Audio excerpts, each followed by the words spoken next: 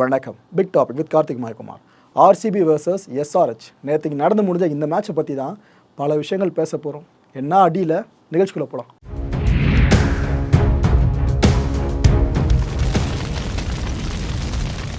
RCB பரிதாபம். ஆக்சுவலாக இந்த நேரத்தில் பல பேரும் ஆர்சிபி ஃபேன்ஸை வச்சு செஞ்சுக்கிட்டு இருக்காங்க. என்னப்பா இது போல் டீம் வச்சுக்கிட்டு ஈசாலா கப் நம்தேன்னு எப்படி நீங்கள் சொல்லிட்டு தெரியுறீங்கன்னு பல பேரும் பேசிக்கிட்டு இருக்காங்க. டு பி ஃப்ராங்க், எனக்கு தெரிஞ்சு சிஎஸ்கே டீமுக்கு இருக்க ஃபேன் பேஸ் இருக்குல்ல, அதுக்கு அடுத்தபடியாக ஜென்யூனான ஃபேன்ஸ்லாம் ஒரு டீமுக்காக சப்போர்ட் பண்ணுறாங்கன்னா அது ஆர்சிபி தான். நான் மாற்று கருத்துலாம் ஒத்துப்பேன். ஆனால் என்ன ஃபேன் பேஸ் அவ்வளோ இருந்தும் அந்த டீமால் எதுவும் சோபிக்கவே முடியல. ஒரு சீசன்லேயும் அடிமேல் அடியை வாங்கிக்கிட்டே இருக்காங்க. ஒன்று எதிரணி ஒரு ரெக்கார்டை படைக்கிறதுக்கு ஆர்சிபி காரணமாக இருக்கும். அப்படி இல்லைனா அந்த டீமை ஆர்சிபியை புஷ் பண்ணி ரெக்கார்டை பண்ண வச்சிடும். அப்பேற்பட்ட ஒரு அணி. இந்த கான்டென்ட்டுக்குள்ளே ஃபுல்லாக நம்ம ட்ராவல் பண்ணுறதுக்கு முன்னாடி கடந்த 12ஆம் தேதி நாம் ஒரு வீடியோ போஸ்ட் பண்ணியிருந்தோம்.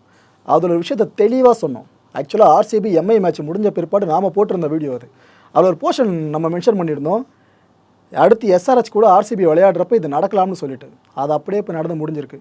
அந்த வீடியோ முதல்ல பார்த்துருங்களா. எம்ஐக்கு எதிராக ஆர்சிபி பவுலர்ஸ் இவ்வளோ அடி வாங்கியிருக்காங்க. அடுத்து ஆர்சிபி யாரை ஃபேஸ் பண்ண போகிறாங்க தெரியுமா? எஸ்ஆர்ஹெச்சோட பேட்டிங் லைனப் கடப்பாறை, உச்சகட்ட கடப்பாறை. அவங்களுக்கு எதிராக ஆர்சிபி பவுலர்ஸ் யோசிச்சு பாருங்கள். அந்த மேட்ச்சில் ஒரு புதிய ரெக்கார்டு எஸ்ஆர்ஹெச் திரும்ப செட் பண்ணாலும் ஆச்சரியப்படுறதுக்கு இல்லை. என்ன நடக்க போதும். அந்த வீடியோ நான் இப்போ போடுறதுக்கு காரணம் வெறுப்பேற்றுறதுக்கான கிடையாது. ஆர்சிபி ஃபேன்ஸை ஏதோ ஒரு இடத்துல எரர் இருக்குன்னு தெரியுது டீமில். அதை நாம் ஃபுல்ஃபில் பண்ணுறதுக்கு ஏதாவது ட்ரை பண்ணணும். பட் ஆர்சிபி மேனேஜ்மெண்ட் ட்ரை பண்ணவே மாட்டாங்க போல இருக்கே. நீ நல்லா விளையாடுவியா, நீ பெஞ்சில் உட்காரு. நீ சுமார் ஆடுவியா, நீ டீமுக்குள்ளவா அப்படின்ற அப்ரோச் தான் ஆர்சிபி மேனேஜ்மெண்ட் இப்போ வரைக்கும் எடுத்துக்கிட்டு இருக்காங்க. சிராஜ் தான் ஓரளவுக்கு ரன்ஸை கட்டுப்படுத்திட்டு இருந்தார் ஒரு மேட்ச்லையும். அவரே இல்லாமல் டீம் கிளம்புறாங்க அப்படின்னா எப்போ ஏற்பட்ட பின்னடைவாக அமையும். நேற்றுக்கு மேட்ச் ஐயோயோ எஸ்ஆர்ஹெச் அடிச்ச அடி இருக்கே ஒன்றும் இடி. அதுவும் மேட்ச் நடந்தது சின்னசுவாமி ஸ்டேடியம். அவங்க இடத்துக்கே போயிட்டு அடிச்ச அடி ஐபிஎல் ஹிஸ்ட்ரிங்க. ஐபிஎல் வரலாற்றில் எஸ்ஆர்ஹெச் ஒரு ரெக்கார்டை படைச்சிருந்தாங்களே, அதை திரும்ப எஸ்ஆர்ஹெச்சே உடச்சிருக்கு. அப்பேற்பட்ட மேட்ச் இது. நேற்றுக்கு மேட்ச்சில் டாஸ் வின் பண்ணது ஆர்சிபி தான். சொந்த செலவில் சூனியன்ற மாதிரி தான் ஆயிடுச்சு. நாங்கள் பவுல் பண்ணுறோம் அப்படின்ட்டாங்க. எஸ்ஆர்ஹெச் எதிர்த்து நிற்குதுன்னு தெரிஞ்சோம். சின்னசுவாமி ஸ்டேடியத்தோட கண்டிஷன், பேட்டிங் கண்டிஷன் புரிஞ்சோம். நேற்றைக்கு டாஸை வின் பண்ணது ஆர்சிபி, எஸ்ஆர்ஹெச்சை பேட் பண்ண சொல்லிட்டாங்க. எஸ்ஆர்ஹெச் கடப்பார டீம் ஆச்சு. பேட்டிங்கில் வந்தாங்க, நின்னாங்க, 3 விக்கெட்டை மட்டும் தான் விட்டாங்க. 287 ரன்ஸு ஐபிஎலுங்க. ஒரு ஐபிஎல் மேட்ச்சில் ஒரு அணி அடித்த ஸ்கோர் 287. இது வரைக்கும் ஐபிஎல் வரலாற்றில் இது தாங்க அதிகபட்ச ஸ்கோரு. இதுக்கப்புறம் ஆர்சிபி பேட் பண்ண ஆரம்பிச்சிது. நமக்கு தெரிஞ்சிடுச்சு ஈஸியான மேட்ச்சு ஆர்சிபி விட்டுறோம், இது ரொம்ப கஷ்டமான மேட்ச்சு, இதில் மட்டும் ஜெயிக்கவா போகிறாங்கன்னு சொல்லிட்டு. ஆக்சுவலாக ஆர்சிபியோட பேட்டிங் நல்லா தான் இருந்துச்சு ஆரம்பத்தில். ஆனால் போக போக போக அப்படியே கொஞ்சம் மழுங்க ஆரம்பிச்சது. ஆனால் ஓரளவுக்கு டிகே விளையாடினதுனால, நல்லா விளையாடினதுனால டீம் 7 விக்கெட்ஸ் இழந்து 262 குவிச்சது ரன்ஸு. இது பெரிய விஷயங்க. ஆர்சிபி மட்டும் இந்த ஃபார்முலாவில் இந்த எடிஷன் முடிக்க விளையாடிட்டு இருந்தாங்க அப்படின்னா வேறு லெவலில் அவங்களுக்கு வாய்ப்பு இருக்குது நாக் அவுட் போகிறதுக்கு. ஆனால் இந்த மேட்ச்சில் சூப்பராக பேட்டிங் பண்ணாங்க. But no use. 25 ரன்ஸ் வித்தியாசத்தில் எஸ்ஆர்ஹெச் ஜெயிச்சிருச்சு. இந்த மேட்ச்சில் எஸ்ஆர்ஹெச் ஜெயிக்க காரணமே இதோ இந்த மனுஷன் தான், டிராவிஸ் ஹெட்டு. என்ன அடி! வெறும் 39 பந்துகளில் செஞ்சுரி. 41 பந்துகளை ஒட்டு மொத்தமாக 102 ரன்ஸை குவிச்சாருங்க. செஞ்சுரி அடித்த கையோடு நம்ம டிராவிஸ் ஹெட் இது போல தான் செலிப்ரேட் பண்ணிட்டு இருந்தார். இதை பார்த்துட்டு பல பேர் என்ன நினச்சிட்டாங்க, ப்ரோ அவர் ஆர்சிபியை கிண்டல் பண்ணுறாரு, ஆர்சிபி ஃபேன்ஸை கிண்டல் பண்ணுறாரு. ஏன்னா இந்த செஞ்சுரி செலிப்ரேஷனை கெயில் தான் பண்ணுவார். இந்த பேட்டு மேலே ஹெல்மெட்டை வச்சுட்டு அப்படியே அதை தூக்கி காட்டுறது. இதை இவர் பண்ணுறாருன்னா வெறுப்பேற்ற பண்ணியிருக்காருன்னு பல பேரும் பேச ஆரம்பிச்சிட்டாங்க. ஆனால் உண்மை என்ன தெரியுமாங்க, வெறுப்பேற்றலாம் பண்ணல. ஏன்னா கெயில் முன்னாடி ஆர்சிபியில் இருந்தார்ல, அதை மைண்டில் வச்சு சொன்னாங்க பல பேர் வெறுப்பேற்றுறாங்கன்னு. ஆக்சுவலாக இந்த செலிப்ரேஷன் எதுக்காக ஹெட் பண்ணார்னா, இந்த மேட்ச் ஆரம்பிக்கிறதுக்கு முன்னாடியே இந்த எஸ்ஆர்ஹெச் டீம் மெம்பர்ஸ்லாம் இருக்காங்களே, அவங்கெல்லாம் உட்காந்து எப்போவுமே ஜாலியாக பேசுவாங்களே, அது போல் பேசிகிட்டு இருந்திருக்காங்க. அப்படி பேசிகிட்டு இருக்கும்போது வெளியே சொல்ல முடியாத ஏதோ ஒரு விஷயம் அங்கே நடந்திருக்குங்க. ஹெட்டே சொல்லியிருக்காரு இதை. அதை பப்ளிக்காக சொல்ல முடியாது, எங்களுக்குள்ளே ஜாலியாக நடந்த ஒரு விஷயம். அதுக்கப்புறம் நான் முடிவு பண்ணேன், யாராவது நம்ம ஆளுங்க பெருசாக சோபிக்கிறோம், செஞ்சுரி அடிக்கிறோம் அப்படின்னா அப்போ இது போல் செலிப்ரேட் பண்ணணும்னு சொல்லிட்டு இந்த செலிப்ரேஷன் முழுக்க எஸ்ஆர்ஹெச்சோட ஹெட் கோச் இருக்கார்ல டேனியல் வெட்டோரி, இவருக்கான சமர்ப்பணம்னு ஹெட்டே சொல்லியிருக்காரு. ஸோ அவர் மனசில் நினச்சி பண்ணது இதை தான். இந்த நேரத்தில் இதை வேறு நிறைய பேர் கலைப்பு விட்டு ஆர்சிபியை வெறுப்பேற்றுறாங்கன்ற மாதிரி திருப்பி போட்டுட்ருக்காங்க. ஹெட்டே இந்த அடி அடிச்சிருக்காருன்னா கடப்பார கிளாசன் சும்மாவாக இருந்திருப்பார். இன்னத்துக்கு அவர் பங்குக்கு ஆர்சிபியை வச்சு செஞ்சாருங்க. 31 பந்துகளில் 67 ரன்ஸு, அச்ச சிக்ஸர் ஒன்று அப்படி போகுது மேலே. ஒரு பக்கம் ஹெட்டும் சரி, இன்னொரு பக்கம் கிளாஸனும் சரி, இவங்க 2 பேரும் பேட் பண்ணுறப்ப ஆர்சிபி டீம் மெம்பர்ஸை பார்க்கும்போது அவ்வளோ பரிதாபமாக இருந்துச்சு. விராட் கோலி ஒரு மேட்ச் முழுக்க அப்செட்டாக இருந்து பார்த்துருக்கீங்களா? அப்படி ஒரு மேட்ச் முறையாக நீங்கள் பார்க்கணுன்னா இந்த மேட்சை பாருங்கள். மேட்சோட ஆரம்பத்தில் இருந்து முடிவு வரைக்குமே செம அப்செட்டு விராட் கோலி. அவர் பாட்டுன்னு ஏதோ ஃபீல்டர் மாரி இல்லைங்க, ஆடியன்ஸ் மாரி கை கட்ட ஆரம்பிச்சிட்டாரு. பால் பாட்டுன்னு 6 லைன் தாண்டி போயிட்டு இருக்கு, அதை பாட்டுன்னு பார்த்துக்கிட்டு இருக்காரு. அப்படி இருந்துச்சு. இன்னொரு பக்கம் ஃபேஃப், ஆர்சிபியோட கேப்டன், அவர் அடிக்கடி நெத்தியை போட்டு தேய்ச்சிக்கிட்டு இருக்கிறது, என்னடா இப்படி வச்சுட்டு இருக்கான்னு அவர் பண்ணு தனக்குள்ளே பேசிகிட்டு இருக்கிறது, இதெல்லாம் நடந்துச்சு. பவுலர்ஸ் யார் போட்டாலும் அடின்ற மாதிரி தான் அடிச்சுக்கிட்டு இருந்தாங்க. யார் ஹெட்டும் சரி கிளாஸனும் சரி. அந்த ஹெட்டும் கிளாஸனும் ஓகே, மேட்ச்சுக்கு அடிக்கிறவங்க தான் நமக்கு தெரியும். போகிற வர பிளேயர்ஸ் எல்லாருமே அடிக்க ஆரம்பிச்சிட்டாங்க ஆர்சிபியை. ஒரு இடத்துல எப்படி அடித்தாலும் சிக்ஸரை போகும்பா அப்படின்ற மாதிரி மேட்ச் திரும்பிடுச்சு. என்ன அடிங்க, பார்க்கும்போது அவ்வளோ பாவமாக இருந்துச்சு ஆர்சிபி பிளேயர்ஸை. இந்த பவுலிங் ஸ்டாட்ஸை பாருங்கள், உங்களுக்கே புரியும் அதுக்கு அவ்வளோ பாவப்பட்டுன்னு சொல்லிட்டு. நம்ம ஆர்சிபி பவுலர்ஸ் இருக்காங்களே, அவங்களோட நேற்றைய போட்டியின் ஸ்டாட்ஸ் தான் இது. பொதுவாக பேட்டர்ஸ்லாம் 50 அடித்து பார்த்துருப்பீங்க, ஹாஃப் செஞ்சுரி. ஆனால் பவுலர்ஸ் ஒவ்வொருத்தரா அது எத்தனை பேர், இந்த 1 2 3 4 பேர், 4 பவுலர்ஸ் ஒரு மேட்ச்சில் ஹாஃப் செஞ்சுரி அடித்து பார்த்துருக்கீங்களா? அந்த ரன்ஸை விட்டு கொடுத்ததில் ஆர்சிபி பவுலர்ஸ் அந்த சாதனைக்கு சொந்தக்காரர்களாக மாறி இருக்காங்க. இதில் மிஸ் ஆனது பார்த்தீங்கன்னா வில் ஜாக்ஸும் மஹிபால் லாம்ரோர் மட்டும்தான். இந்த 2 பவுலர்ஸ் மட்டும்தான் 50யை கொடுக்கல. மற்றபடி டாப்லியாக இருக்கட்டும், யஷ் தயாலாக இருக்கட்டும், லாக்கி ஃபெர்குசன் அவர் அடிச்ச அடி வேறு லெவலு. அப்புறம் வைஷாக்கு, இந்த 4 பவுலர்ஸுமே 50 ரன்ஸை தாண்டி கொடுத்துருக்காங்க. இதில் டாப்லேயே 68 runs, Yash Dayal 51, Lockie Ferguson 52, வைஷாக்கு 64. எக்கானமியை பாருங்கள், ஒவ்வொருத்தருக்கும் மினிமம் 10ங்க எக்கானமி. வில்ஜாக்ஸ் மட்டும் தான் அந்த மினிமம். மற்ற எல்லாரோட ஓவரையும் அடிச்சு துவச்சிட்டாங்க. எப்படி ஒரு பவுலிங் யூனிட் கிடச்சிச்சு யாருக்கு, எஸ்ஆர்ஹெச்சுக்கு, அதனால் அடிச்சு பொழந்துட்டாங்க. நல்ல வேளை கமின்ஸ் பேட் பண்ணலப்பா அப்படின்ற மனநிலை தான் ஆர்சிபி ஃபேன்ஸாக இருந்திருப்பாங்க தெரியுது. ஏன்னா 300 கிராஸ் பண்ணியிருக்கும். அப்பேற்பட்ட கமின்ஸ் மேட்ச் முடிஞ்சதுக்கப்புறம் என்ன நம்ம சொன்னார், நக்கல் யாவனுக்குன்ற மாதிரி தான் சில வார்த்தைகளை சொன்னாருங்க அவர். கமெண்ட்ஸ் கிட்டே கேள்வி கேட்குறாங்க, உங்கள் மைண்டில் என்ன ஓடிட்டுருக்கு அப்படின்னு சொல்லிட்டு. அப்போ சிரிச்சுக்கிட்டே சொன்னாருங்க அவர், நானும் அங்கே பேட்டராக இருந்திருக்கணும் அப்படின்றாருங்க. அதாவது நல்லா ஒரு பவுலிங் யூனிட் அடிச்சு செய்யலாம் அப்படின்ற மாதிரி நானும் அந்த களத்தில் இருந்திருக்கணும்னு சிரிச்சுட்டே சொன்னாருங்க. இதை விட ஆர்சிபி பவுலர்ஸ்க்கு எதிராக ஒரு ஸ்டேட்மெண்ட் இருக்க வாய்ப்பே கிடையாது. அதுக்கப்புறமாச்சும் அவங்க சேஞ்ச் பண்ணுறாங்கன்னா பார்க்கலாம். பாவம் ஆர்சிபி இந்த மேட்ச்சில் சேஸ் பண்ண ஆரம்பித்தாங்களே, சூப்பராக ஆரம்பித்தாங்க உண்மையிலேயே. ஃபேஃபும் சரி கோலியும் சரி. ஆக்சுவலாக எஸ்ஆர்ஹெச்சில் தப்புகள் பண்ணாங்க, கேச்சஸ்லாம் விட்டாங்க, அதனால் கொஞ்சம் சூப்பராக ஆரம்பிச்சிருந்தாங்க. 3.5 ஓவர்ஸ்லேயே 50 ரன்ஸு நம்ம ஆர்சிபி, அவ்வளோ சூப்பராக இருந்துச்சு ஓப்பனிங்கு. தொடர்ந்து பார்த்தீங்கன்னா 2 பேரும் விக்கெட்ஸை விடாமல் இருந்திருந்தாங்கன்னா மேட்ச் இசாமியாக போயிருக்கும் இன்னும். பட் பட்டுன்னு அவுட். அதுக்கப்புறம் நம்ம ஃபேஃப் 28 பந்துகளில் 62 ரன்ஸுங்க, சூப்பர் நாக்கு. நம்ம விராட் கோலி 20 பந்துகளில் 42. நான் கோலி அவுட் ஆனதுமே டென்ஷன் ஆவார் பாருங்க, ஒரு மாதிரி திட்டிக்கிட்டே போவார் தன்னையே. ஏன்னா ரொம்ப ஈஸியான பால் ஒன்று, அதை பெரிய ஷாட் அடிக்க போயிட்டு ஸ்டம்பில் கோலி விளையாடுறப்ப பந்து ஸ்டம்பில் படுதுன்னா ரொம்ப ரேராக மட்டும் தான் நடக்கும். அப்பேற்பட்ட மேட்ச் தான் இது. அவ்வளோ ஈஸியான பாலை மிஸ் பண்ணிட்டோமேனு மனுஷன் புலம்பிகிட்டே போவாருங்கிறது. மேட்ச் முடிஞ்சு ஃபேஃப் என்ன சொன்னார்னு பார்த்தீங்கன்னா, பவுலிங்கில் நாங்கள் ஒரு 40 ரன்களையாவது கட்டுப்படுத்தியிருக்கணும் அப்படின்னு சொல்கிறார். பர்தாபுல பேட்டிங்கில் அவர்னு சொல்கிற காலம் போயிட்டு பவுலிங்கில் இவங்க ஒரு ரன்ஸை கொடுத்துடக்கூடாதுன்னு ஒரு கேப்டனே சொல்கிற மாதிரி ஆயிடுச்சு. ஆர்சிபி எங்கே கொண்டு வந்து நிறுத்திருக்கீங்க பார்த்துல அந்த மனுஷனை. 288 அப்படின்றது ரொம்ப கஷ்டமான டார்கெட்டு. சில விஷயம் நாங்கள் புதுசாக ட்ரை பண்ணோம், ஆனால் அது எதுவுமே பலனளிக்கலை. கடைசி வரைக்கும் எங்கள் டீம் பிளேயர்ஸ் போராடினாங்களே, அதை நினச்சி கொஞ்சம் சந்தோஷப்படுறாங்க, ஆறுதல் அடைகிறேன் அப்படின்னு சொல்லியிருக்காரு. சென்னையில் இருக்கும்போது இந்த மனுஷனை எப்படி தூக்கி கொண்டாடினாங்க. வின் பண்ணுற டீமில் இருந்தார்னு பெரிய பேர், வின் பண்ண காரணமாக இருந்த பிளேயர்னு ஒரு பேர். ஆனால் அப்பேற்பட்ட ஒருத்தர் அந்த டீம் மேனேஜ்மெண்ட்டுக்கிட்ட சிக்கி தவிக்கிறதா என்னன்னு தெரியல. நேற்றைய போட்டியில் ஆர்சிபி ஃபேன்ஸுக்கு கிடைச்ச மிகப்பெரிய ஆறுதலே டிகேவோட இன்னிங்ஸ் தான். என்ன அடி இந்த ஐபிஎல் டோர்னமெண்ட்டில், இது வரைக்கும் டிகே விளையாடின ஐபிஎல் போட்டிகள்லையே இந்த மாதிரி ஒரு நாக் ஓவர் விளையாண்டதே கிடையாது. அப்பேற்பட்ட அடி. வெறும் 35 பந்துகளில் 83 ரன்ஸு.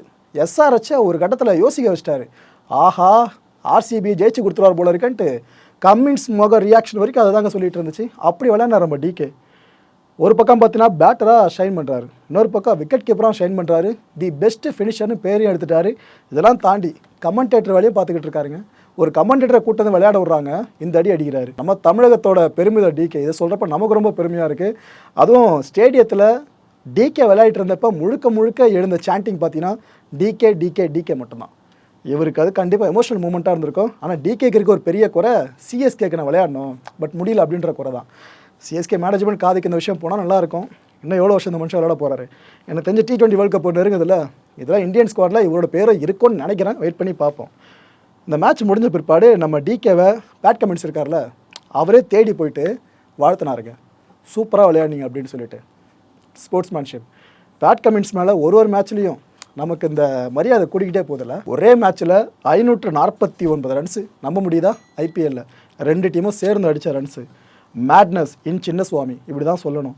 43 ஃபோர்ஸு, 38 சிக்ஸர்ஸு, எப்படி அடிச்சு துவச்சிருக்காங்க போல 2 தரப்பும். RCB becomes the first team to score 250 runs while chasing in IPL history. IPL வரலாற்றிலேயே சேஸ் பண்ணுறப்ப அதிகமான ரன்ஸை குவிச்ச அணின்ற பெருமை RCB கிடச்சிருக்கு. இத்தனை பெருமை கிடச்சுன்னா பிரயோஜனம். ஏன் சொல்கிறேன்னா, மோசமான சாதனைகளுக்கு சொந்தக்கார அணின்னு எடுத்துக்கிட்டிங்கன்னா RCB தான் டாமினண்ட்டாக இருக்கும். அதில் RCB தான் எடுத்துக்கிட்டிங்கன்னா லோவஸ்ட்டுங்க வித் பேட்டு 10 விக்கெட்ஸ் இழந்து 49 ரன்ஸ். இதே IPL RCB வித் பால்னு எடுத்துக்கிட்டிங்கன்னா நேற்றுக்கு மேட்ச் 287 ரன்ஸை எதிரே நடிக்க காரணமாக அமைஞ்சிருக்க பவுலர்ஸ் அணி. இந்த RCB பொறுத்தவரைக்கும் என்ன தெரியுமா ஸ்பெஷாலிட்டி, மற்ற டீமில் இருக்க பிளேயர்ஸ்லாம் ஃபார்ம்லேயே இல்லாமல் இருப்பாங்க. அது மற்ற டீமுகளுக்கு பயங்கரமாக இருக்கும், சூப்பராக இருக்கும், அதை யூஸ் பண்ணிப்பாங்க. ஆனால் அதே டீம் RCBக்கு எதிராக விளையாடுறாங்கன்னா ஃபார்ம் அவுட் ஆன பிளேயர்ஸ்லாம் ஃபார்மினுக்கு கொண்டு வந்துடுவாங்க. இது போல் பல பிளேயரை சொல்லலாம். ஜாஸ் பட்டரே சிறந்த உதாரணம். இப்போ ஏற்பட்ட ஒரு புண்ணியமா டீமாக தான் RCB வளம் வந்துட்டுருக்கு. நேற்றைய மேட்ச்சில் காவியா அவர்களோட ரசிகர்கள் பல பேருமே இவங்களை எப்பப்பா காட்டுவாங்க அப்படின்னு தான் எதிர்பார்த்து காத்துக்கிட்டு இருந்தாங்க. ஏன்னா SRH பொழகிற போல இருந்துச்சுல, அவங்களோட செலிப்ரேஷனை பார்க்கணும், ஒட்டுமொத்தமாக அந்த மேனேஜ்மெண்ட்டை சேர்ந்து எப்படி செலிப்ரேட் பண்ணுறாங்க பார்க்கணுன்னு தான் கேமராமேன் எப்போ அங்கே கேமரா திருப்பார்னு பல பேர் காத்துட்டு இருந்தாங்க. அந்த மூமெண்ட் மேட்ச்சில் ஒரு முறை 2 முறை இல்லைங்க, பல முறை வந்துச்சு. SRH ஆச்சு அடி அப்படி சாதாரண அடியா இல்லை. என்ன ஒரு ஹைலைட்னா, கடந்த மார்ச் மாதம் 27ஆம் தேதி தான் SRH இந்த ரெக்கார்டை உடைச்சாங்க MI டீமுக்கு எதிராக. அதாவது IPL வரலாற்றிலேயே 277 அதிகபட்ச ஸ்கோரை பதிவு பண்ண மொதல் அணின்ற பெருமை SRH கிடச்சிது. இப்போ நேற்றுக்கு நடந்த மேட்ச் எடுத்துக்கிட்டிங்கன்னா ஏப்ரல் 15 277 அந்த ரெக்கார்டை அதே SRH உடச்சிருக்கு 287ன்னு சொல்லிட்டு, அதே 3 விக்கெட் இழப்புக்கு.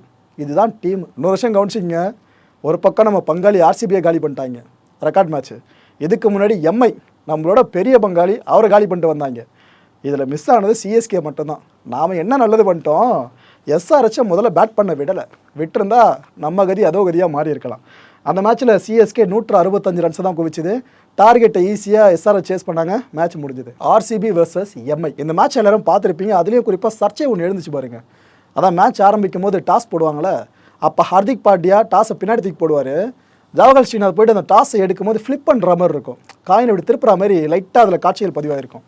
இதை வச்சு பல பேருமே சொல்ல ஆரம்பிச்சிட்டாங்க, அவனை MI ஏதோ வேலையை பார்த்துட்டாங்கப்பா, இவங்களுக்கு சாதகமாக டாஸ் வேணுன்றதுக்காக இது போல் வேலையை பார்த்துட்டாங்கன்னு பல பேருமே குற்றச்சாட்டுகள் அடுக்க ஆரம்பித்தாங்க. பட் சாலிட் எவிடன்ஸ் இல்லைன்ட்டு அதை பெருசாக யாருமே எடுத்துக்கல. ஆனால் நேற்று நடந்த மேட்ச் இருக்குல்ல, SRH vs இந்த RCB மேட்ச்சு, அப்போ டாஸ் போடுறப்போ ஃபேஃப் என்ன பண்ணுறாரு, பேட் கமின்ஸ் கிட்ட போயிட்டு இந்த MI vs RCB மேட்ச் அப்போ டாஸ் போடப்பட்டுச்சுல, அதை எக்ஸ்பிளைன் பண்ணிட்டு இருப்பார். பேட் அதை கேட்டு விழுந்து சிரிச்சுக்கிட்டு இருப்பார். ஃபேஃப் புலம்பியிருக்காரா இல்லை என்னன்றது தெரிலங்க. ஏற்கனவே முடிஞ்சு போன விஷயம் அது, இந்த MI vs RCB toss matter. ஆனால் இந்த ஒரு கான்வர்சேஷன் மூலமாக அது திரும்ப இப்போ விஸ்வரூபம் எடுக்க ஆரம்பிச்சிருக்கு. RCB ஃபேன்ஸுக்கு மட்டும் இல்லை, ஒட்டுமொத்த IPL ஃபேன்ஸுக்கு ஒரு பேரிடி செய்தின்னு பார்த்தீங்கன்னா, நம்ம மேக்ஸ்வெல் இருக்கார்ல, இதுக்கப்புறம் RCB டீமில் தொடர்ந்து சில போட்டிகளை ஆட மாட்டாருங்க. என்ன காயமாக கேட்டிங்கன்னா, காயெல்லாம் கிடையாது, அவரே கொஞ்சம் கில்ட்டாக ஃபீல் பண்ணுறார் போல இருக்குது. ஏன்னா நம்மளை நம்பி டீமில் வச்சுருக்காங்க, ஆனால் நம்ம ஒழுங்காக ஷைன் பண்ணவே மாட்டோமே, ஒரு மேட்ச்சில் கூட அடிச்சு கொடுக்க மாட்டோமேனு, டக் அவுட் தொடர்ந்து ஆகிறோமேனு மனுஷன் கவலைப்பட்டாரோ என்னவோ. நடனமாக சொல்லியிருக்காரு மேக்ஸ்வெல். இப்போது இந்த SRH மேட்ச்சுக்கு முன்னாடி அந்த கடைசி மேட்ச்சில் நானும் இருந்தேன், ஸ்கோர் பண்ணல எதுவுமே. அதுக்கப்புறம் நான் என்னோடய டீம் கேப்டன் ஃபேஃப்கிட்டையும் டீம் கோச்சஸ் கிட்டையும் போயிட்டு அவங்ககிட்ட தெளிவாக சொல்லிட்டேன், நான் ஃபார்ம் அவுட்டு, நான் ஃபார்மில் கிடையாது, உடல் அளவுலையும் உள அளவுலையும் நான் என்ன அப்கிரேட் பண்ணணும், இதுக்கு எனக்கு கொஞ்சம் டைம் வேணும், ஓய்வு வேணும். ஸோ என் இடத்துல வேறு எதனா பிளேயரை வச்சு நீங்கள் ட்ரை பண்ணுங்கள், நான் இனிமேல் விளையாடல, ஆனால் இதே சீசனில் திரும்ப ஆடுவேன்ற நம்பிக்கை மட்டும் இருக்குது, ஆனால் அது எப்போ என்னால் சொல்ல முடியாது அப்படின்னு சொல்லிட்டு நவுந்துட்டாருங்க. ஸோ அடுத்த RCBயோட சில மேட்சஸில் மேக்ஸியை பார்க்க மாட்டோம். டீம் தான் முக்கியன்ற ஒரு நினைப்பு இருக்க மனுஷனால் மட்டும்தான் இது போல் முடிவு எடுக்க முடியும். மேக்ஸியை ஒரு பக்கம் நம்ம பாராட்டலாம், ஆனால் அவரோட இன்னிங்ஸ்லாம் பார்த்து நம்ம ஆஹா ஓகோன்னு பேசியிருக்கோம். அவர் இல்லாத IPL மேட்சஸ் அடுத்தடுத்து RCB கிளம்புறப்ப கொஞ்சம் நம்மளுக்கு கஷ்டமாக தான் இருக்கும். யோசிச்சு பாருங்கள், மேக்ஸி மட்டும் ஃபார்மில் இருந்தால் எதிரணியோட நிலைமை என்ன ஆகும்னு சொல்லிட்டு. ரைட்டு, இதை சொல்கிறது எதுக்காகனா, கடந்த 2021-23 இது வரைக்குமான IPL எடிஷன்ஸில் எடுத்துக்கிட்டிங்கன்னா RCB அணிக்கான பெஸ்ட் பேட்டர்ன்ற பெருமையை வச்சுருந்தவர் நம்ம மேக்ஸி தான்.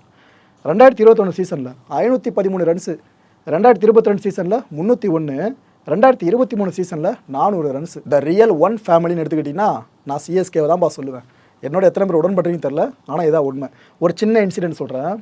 கடந்த மேட்ச் இருக்குல்ல, CSK கடப்பாறை நினச்சி போட்டாங்க பாருங்கள், அந்த மேட்ச் தான்.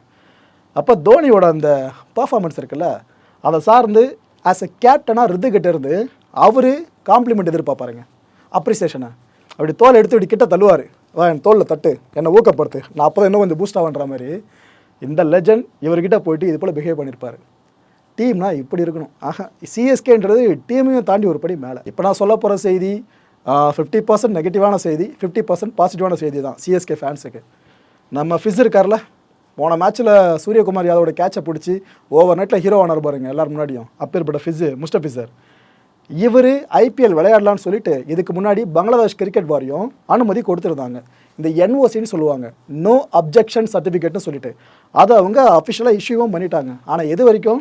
ஏப்ரல் 30 வரைக்கும், இந்த மாதம் 30 வரைக்கும். அதுக்கு பிற்பாடு இட் மீன்ஸ் மே 3 ஆரம்பித்து மே 12 வரைக்கும் Bangladesh versus Zimbabwe T20 series ஆரம்பிக்குதுங்க. 3 ஆரம்பித்து 12 வரைக்கும் போகுது அந்த சீரிஸ். ஸோ ஐபிஎல்ல கண்ட்ரியான்னு வரப்போ கண்ட்ரியை தான் அந்த எந்த ஒரு கிரிக்கெட் சங்கமாக இருந்தாலும் ரெப்ரசன்ட் பண்ணோம். அந்த வகையில் பங்களாதேஷ் என்ன பண்ணிட்டாங்க, ஓகே நீங்கள் கரெக்டாக அந்த ரேட்டில் 30 வந்துருங்கப்பா அப்படின்னு இருக்காங்க. கரெக்டாக இந்த டைமில் சிஎஸ்கே மேனேஜ்மெண்ட்டோ பிசிசிஐ உள்ளே பூந்து இந்த பங்களாதேஷ் கிரிக்கெட் வாரியத்துக்கிட்ட பேசியிருக்காங்க, ரெக்வஸ்ட் பண்ணியிருக்காங்க. இது போல் ஃபிஸ்ஸை நீங்கள் விட்றன்னு சொல்லி என்ஓசி கொடுத்தீங்க, ரைட்டு, இந்த மே 1 வரைக்கும் அவர் இங்கே இருக்க முடிய மாதிரி எதனால் நீங்கள் பண்ண முடியுமா சொல்லி ரெக்வஸ்ட் பண்ணி கேட்டிருக்காங்க. பங்களாதேஷ் கிரிக்கெட் வாரியமும் அந்த ரெக்வஸ்ட்டை ஏற்றுக்கிட்டு இருக்காங்க. ஏன்னா மே 1 அன்றைக்கி தான் சென்னை வர்சஸ் பஞ்சாப் மேட்ச், மிக முக்கியமான மேட்ச். அந்த மேட்சை ஃபிஸ் விளையாடணுன்றதுக்காக தான் இந்த ரெக்வஸ்ட்டை முன் வச்சாங்க, பங்களாதேஷ் வாரியமும் ஏற்றுக்குச்சிங்க. ஸோ மே 1 மேட்ச்சில் நம்ம ஃபிஸ்ஸை பார்க்க போகிறோம், அது கேரண்டி. இது வரைக்கும் பாசிட்டிவ் நியூஸ். அதுக்கப்புறம் நெகட்டிவ் என்னென்னு பார்த்தீங்கன்னா, மே 1 அப்புறம் ஃபிஸ்ஸை நம்ம பார்க்க மாட்டோம், ஐபிஎல்லேருந்து வெளியே கிளம்பிடுவோம் அப்படி. ஏன்னா பங்களாதேஷ் கிரிக்கெட் வாரியம் தெளிவாக சொல்லிட்டாங்க, ஏங்க இந்த சீரிஸ் 12 முடிஞ்சால் கூட, ஜிம்பாப்வேக்கு எதிரான சீரிஸ் முடிஞ்சால் கூட நாங்கள் ஃபிஸ்ஸை திரும்ப அனுப்ப மாட்டோம் ஐபிஎலுக்கு. ஏன்னா T20 வேர்ல்ட் கப் நெருங்குதுல, அதுக்காக ஒரு ஆயத்தப்படுத்தணும். ஸோ அதனால் அதுக்கப்புறம் அனுப்ப முடியாது அப்படின்ட்டாங்க. ஸோ மே 1 வரைக்கும் நம்ம பார்க்கல. வர T20 வேர்ல்ட் கப் பற்றி பேசிட்டோம், இன்னும் கொஞ்சம் எக்ஸ்டெண்ட் பண்ணி கொடுத்துறேன் அப்டேட்டை. போன வாரம் என்ன இருக்குது, நம்ம ரோஹித், டிராவிடு, அப்புறம் இந்தியன் டீம் செலக்டர்ஸ் எல்லாருமே மும்பையில் மீட் பண்ணியிருக்காங்க. மீட் பண்ணவங்க ஹர்திக்கை பற்றி தான் பல விஷயங்கள் பேசியிருக்காங்க. ஏன்னா ஹர்திக் மட்டும் தி பெஸ்ட் ஆல்ரவுண்டராக ஒரு மேட்ச்சில் இருந்துட்டார்னா அவர் போதும் இந்தியன் டீம் மேட்சை வின் பண்ணுறதுக்கு. ஆல்ரெடி 50 ஓவர் வேர்ல்ட் கப்பை விட்டுட்டோம், கிட்ட போயிட்டு விட்டுட்டோம். அதுபோல் நிலமை இந்த T20 வேர்ல்ட் கப்லேயே வந்துடக்கூடாது. ரோஹித் சர்மா இழந்ததை ரோஹித் சர்மா திரும்பி அடிக்கிற இந்த வாட்டி அந்த வெறியில் தான் எல்லா இந்திய கிரிக்கெட் ரசிகர்களும் இருக்காங்க. அதுக்கு ஒரு துருப்பு சீட்னா ஹர்திக் பாண்டியா ஆல்ரவுண்டராக இருக்கிறது தான். இந்த ஐபிஎல் போட்டிகளில் ஹர்திக் தொடர்ந்து பவுல் பண்ணிட்டு இருக்காருல, அது ஆக்சுவலாக ஹர்திக்கோட முடிவு மட்டும் கிடையாதுங்க, இந்தியன் செலக்டர்ஸோட முடிவாக தானே, டீம் செலக்டர்ஸ் தான். ஏன்னா ஹர்திக் இப்போ ஃபுல்லாக பவுல் பண்ணி ஃபிட் ஆகிட்டு ஃபார்முக்கு வந்துட்டார் அப்படின்னா T20 வேர்ல்ட் கப்புக்குள்ளே. T20 வேர்ல்ட் கப்பை இந்தியா அடிக்க பெரிய வாய்ப்புகள் இருக்குன்னு சொல்லிட்டு தான் இவரை புஷ் பண்ணிக்கிட்டு இருக்காங்களாம். இந்த எல்லா விஷயமும் போன வாரமே முடிவு பண்ணப்பட்டு இப்போ இம்ப்ளிமெண்ட் பண்ணப்பட்டு இருக்கு. அன்பார்ந்த கிரிக்கெட் ரசிகர்களை இந்த கான்டென்ட்டை பொறுத்தவரைக்கும் நம்மளால் சிந்திக்க வேண்டிய விஷயம் ஒன்று தான். ஆக்சுவலாக எல்லா டீம் ரசிகர்களுக்கும் ஒரு பிரேக்கிங் பாயிண்ட்னு ஒன்று இருக்கும். நான்ப்பா இவ்வளோ நம்புகிறோம், சொதப்பிட்டே இருக்கீங்க, சரி பரவாயில்ல போங்க ஓரளவு வரைக்கும் வருவாங்க, அதுக்கப்புறம் கஷ்டம். நான் ஆர்சிபி ஃபேன்ஸ்க்கான அந்த பிரேக்கிங் பாயிண்ட் இருக்குல்ல, அதை லைட்டாக அவங்க நெருங்கிட்டாங்கன்னு இப்போ தோணுதுங்க.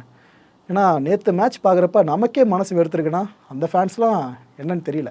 இந்த நேரத்தில் அவங்கள போட்டு செஞ்சுக்கிட்டு இல்லாமல் கொஞ்சம் ஆறுதல் சொல்லலாம். நாளைக்கு எந்த டீம் வேணாலும் இது இப்போ நிலம வரலாம், அதை மனசில் வச்சு சொல்கிறோம். அதான் மக்களே, அடுத்த நிகழ்ச்சியை சந்திக்கலாம். நன்றி, வணக்கம். மாயம் ஸ்டுடியோஸ் நண்பர்களே, மாயம் ட்ரெண்ட்ஸ் அப்படின்ற ஒரு புதிய ஃபேஸ்புக் பேஜை ஓப்பன் பண்ணியிருக்கோம். நீங்கள் யூடியூப்பில் பார்த்துட்டு இருக்கீங்களா நம்மளோட கான்டென்ட்ஸ்லாம், இதெல்லாம் விட ஒரு படி மேலே ரொம்ப கிறிஸ்பாகவும் ரொம்ப சூப்பராகவும் நிறைய கான்டென்ட்ஸ் உங்களுக்கு இந்த பேஜில் காத்துட்டு இருக்குங்க. ஸோ உடனடியாக ஃபேஸ்புக் பிளாட்ஃபார்ம் போங்க, மாயம் ட்ரெண்ட்ஸ்னு டைப் பண்ணி சர்ச் பண்ணி நம்ம பேஜை ஃபாலோ பண்ணுங்கள்.